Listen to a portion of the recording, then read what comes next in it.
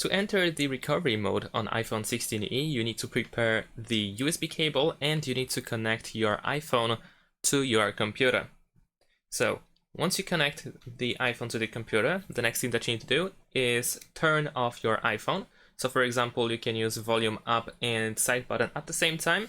You can press and hold it for a couple of seconds until you see the power menu, and then we need to slide the power button to the right over here in order to turn it off.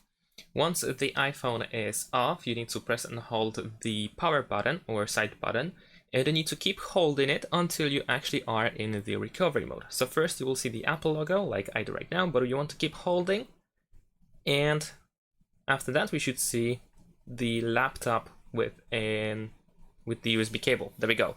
So this is the recovery mode. Right now we are in the recovery mode. In case your computer has issues with detecting the iPhone, then you might want to unplug the USB cable and plug it back in. Thanks for watching, leave a like and subscribe to my channel, and see you in my next videos. Bye!